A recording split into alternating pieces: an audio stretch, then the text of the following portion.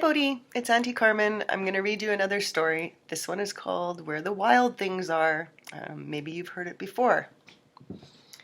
Where the Wild Things Are. Story and pictures by Murice Sendak.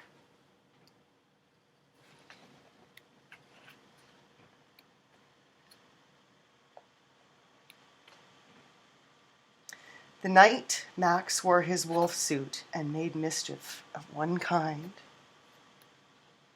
and another,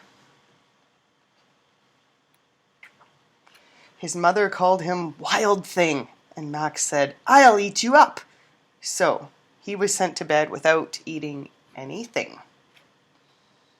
That very night in Max's room, a forest grew and grew and grew until his ceiling hung with vines and the walls became the world all around.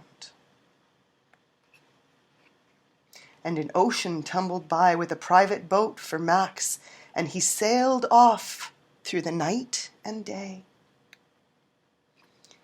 And in and out of weeks and almost over a year to where the wild things are.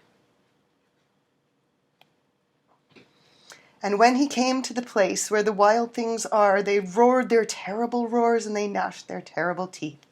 And they rolled their terrible eyes and they showed their terrible claws. Till Max said, "Be still!" and tamed them with the magic trick of staring into their yellow eyes without blinking once. And they were frightened, and they called him the most wild thing of all. And they made him king of all the wild things. "And now," cried Max, "let the wild rumpus start."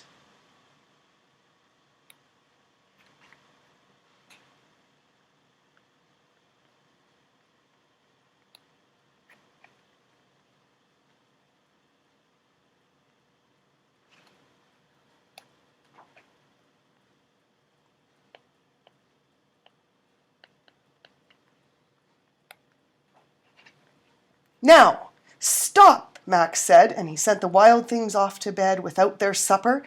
And Max, the king of all wild things, was lonely, and he wanted to be where someone loved him best of all. Then, all around from far away across the world, he smelled good things to eat. So he gave up being king of where the wild things are. But the wild things cried, "Oh, please don't go. We'll eat you up, we love you so." And Max said, "No!" The wild things roared their terrible roars and gnashed their terrible teeth and rolled their terrible eyes and showed their terrible claws. But Max stepped into his private boat and waved goodbye.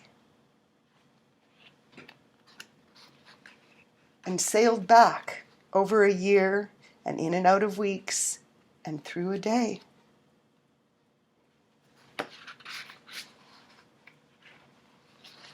And into the night of his very own room, where he found his supper waiting for him.